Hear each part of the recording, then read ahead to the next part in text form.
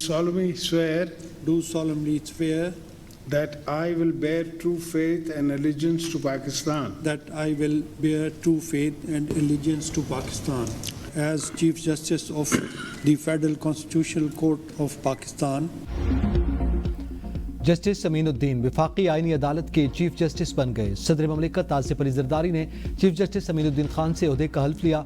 तकरीब में वज़ीर आज़म Shahbaz Sharif, field marshal, services chiefs, joint chiefs of staff committee, chief justice Yahya Afridi, supreme court और हाई कोर्ट के जजेस के अलावा वफाकी और सूबाई वज़रा की भी शिरकत।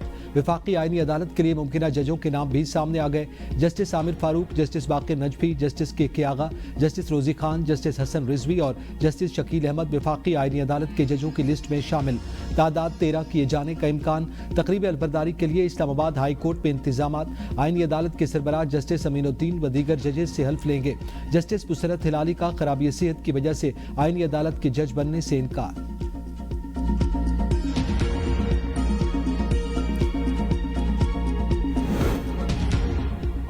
सेनेट इजलास में पाकिस्तान आर्मी एक्ट 1952 में तरमीम का बिल मंजूर। पाकिस्तान फिजाई एक्ट 1953 में तरमीम का बिल भी पास। बिल वजीर खारजा इसहाक डार ने पेश किए। पाकिस्तान नेवी ऑर्डिनेंस 1961 में तरमीम का बिल भी मंजूर। Supreme court practice and procedure act 2023 तरमीमी बिल ऐवान से पास। अपोजिशन अरकान ने बिल्स की मुखालफत की। 27वीं आईनी तरमीम का गजट नोटिफिकेशन जारी। गजट नोटिफिकेशन जारी होने के बाद तरमीम बाकायदा आइन का हिस्सा बन गई। 27वीं तरमीम गजट नोटिफिकेशन के बाद मुल्क भर में काबिल अमल तसव्वुर होगी। चीफ जस्टिस याहिया आफरीदी की ज़ेर सदारत 27वीं आईनी तरमीम पर फुल कोर्ट इजलास आज होगा। इजलास बुलाने की दरख्वास्त सुप्रीम कोर्ट के 3 जजेस ने तहरीरी तौर पर की थी। पहला खत जस्टिस मंसूर अली शाह, दूसरा जस्टिस अतर मिनल्ला और तीसरा खत जस्टिस सलाउद्दीन पनहूर ने लिखा था। तीनों जजेस ने फुल कोर्ट मीटिंग बुलाकर तरमीम का शिकबार जायजा लेने की दरख्वास्त की थी।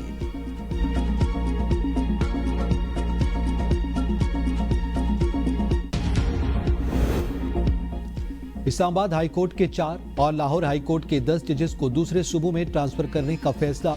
इस्लामाबाद हाई कोर्ट से justice Mohsin Akhtar Kayani, justice Sardar Ejaz Ishaq, justice Tariq Mahmood Jahangiri और जस्टिस बाबर सत्तार के नाम शामिल। लाहौर हाई कोर्ट से justice Shams Mahmood, justice Faisal Zaman Khan, justice Shahid Karim का नाम शामिल। Justice Asim Hafeez, justice Amjad Rafiq, justice Anwar Hussain और जस्टिस राहिल कामरान शेख के नाम भी शामिल। जस्टिस साजिद महमूद सेठी, जस्टिस अजद जावेद घराल, जस्टिस तारिक सलीम शेख का नाम शामिल। लाहौर हाई कोर्ट से ज्यादातर जजेस को बलूचिस्तान के बेंच, सिंध हाई कोर्ट के बेंच लाड़काना, सखर और मीरपुर खास के बेंच में ट्रांसफर करने की तजावीज़ कमीशन में ज़ेर गौर आएंगी। 27वीं आईनी तरमीम की मंजूरी के बाद हाई कोर्ट के जजेस को ट्रांसफर करने से मुतालिक अब मुतालिका जज से मुशावरत जरूरी नहीं रही।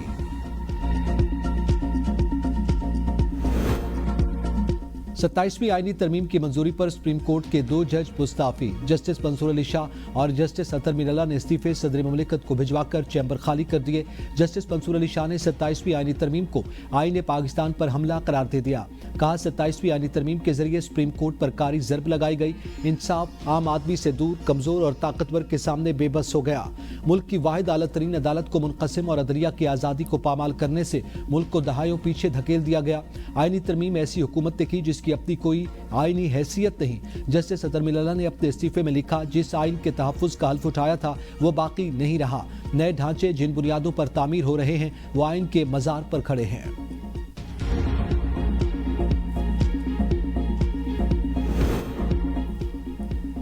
शेर उस वक्त याद नहीं आया जब इंसाफ का कत्लेआम हो रहा था। वज़ीर दिफा ख्वाजा आसिफ का जस्टिस मंसूर के इस्तीफे पर लिखे शेर पर रद्द अमल।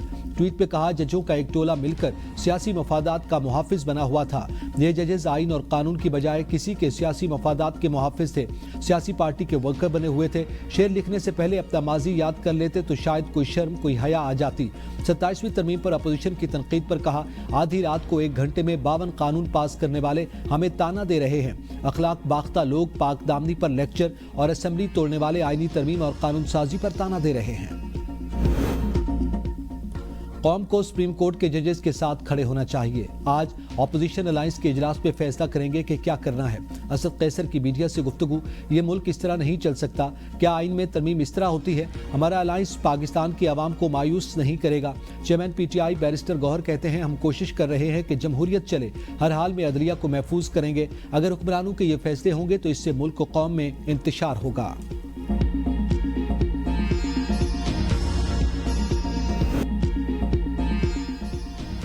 साबित हुआ दोनों जजेस का जाती और सियासी एजेंडा था। मुशीर वजीर आजम राना सनाउल्लाह ने जजों के इस्तीफे सियासी तकरीर करार देते हुए कहा, दोनों जज हुकूमत के खिलाफ और पीटीआई के साथ थे।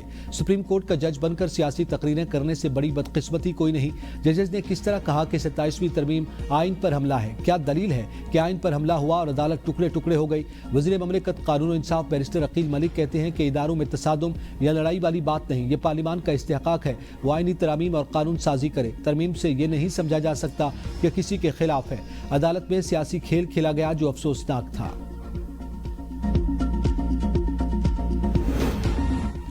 पीपल्स पार्टी आज वज़ीर-ए-आज़म आज़ाद कश्मीर के खिलाफ तहरीक अदम एतमाद जमा करवाएगी।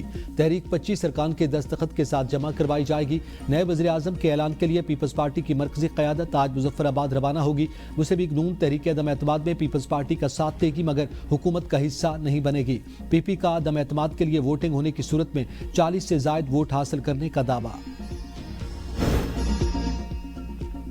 आर्मी चीफ अब चीफ ऑफ डिफेंस फोर्सेज भी होंगे। नए नोटिफिकेशन पर दोबारा मुद्दत 5 साल होगी।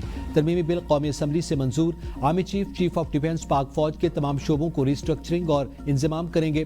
वज़ीर आज़म army chief chief of defence की सिफारिश पर कमांडर नेशनल स्ट्रेटेजिक कमांड तैनात करेंगे। कमांडर नेशनल स्ट्रेटेजिक कमांड की मुद्दत 3 साल होगी। दोबारा भी तैनात किया जा सकेगा। कमांडर नेशनल स्ट्रेटेजिक कमांड की तकर्री, दोबारा तकर्री या तौसी को किसी अदालत में चैलेंज नहीं किया जा सकेगा। वज़ीर कानून आज़म नज़ीर तारड़ ने कहा, वज़ीर आज़म चीफ ऑफ डिफेंस फोर्सेज की तैनाती करेंगे। Chairman joint chiefs of staff committee का ओहदा खत्म कर दिया। कोहाट और करक में सिक्योरिटी फोर्सेज की कार्रवाइयों में 4 दहशतगर्द हलाक। कोहाट थाना सदर के SHO के काफिले पर फायरिंग। जवाबी कार्रवाई में 3 दहशतगर्द मारे गए। करक के इलाके मीर कलाम बांडा में पुलिस और दहशतगर्दों के दरमियान फायरिंग के तबादले में मतलूब दहशतगर्द हलाक। दहशतगर्द सुई नदन गैस पाइपलाइन की तंसीबात पर हमले समेत दीगर दहशतगर्दाना कार्रवाइयों में मुलव्विस था।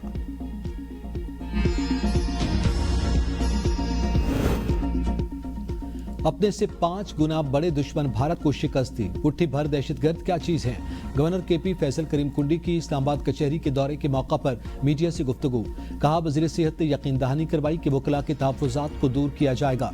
खैबर पख्तूनख्वा ने दहशतगर्दी की जंग में सबसे ज्यादा कुर्बानियां दी।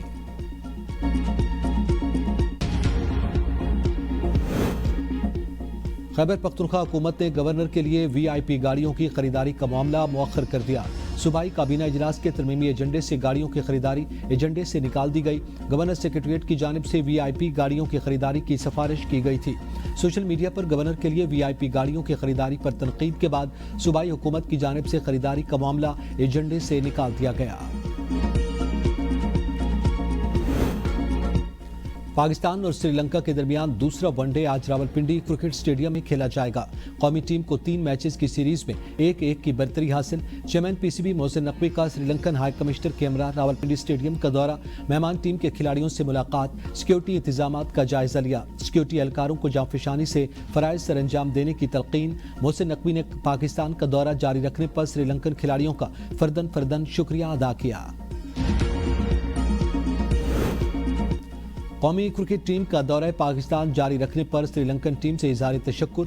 पैगाम में कप्तान शाहीन आफरीदी ने कहा कि शायकीन आज मैच देखने रावलपिंडी स्टेडियम जरूर आएं। मोहम्मद रिजवान, हारिस रऊफ, सलमान अली आगा और अबरार अहमद ने भी श्रीलंकन क्रिकेट बोर्ड और श्रीलंकन टीम का शुक्रिया अदा किया।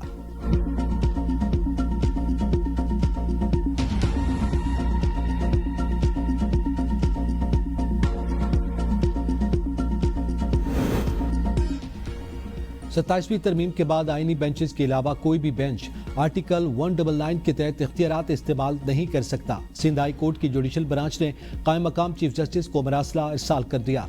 कहा, सिंध हाई कोर्ट की तमाम बेंचेस और सर्किट कोर्ट के रेगुलर बेंचेस की काजलिस मनसूख की जाए। 27वीं आईनी तरमीम के खिलाफ सिंध हाई कोर्ट और सिटी कोर्ट समेत दीगर अदालतों में वकला की हड़ताल। रेगुलर बेंचेस में केसेस की समाअत न हो सकी। सिटी कोर्ट में अदालती उमूर मुअत्तल कर दिए गए।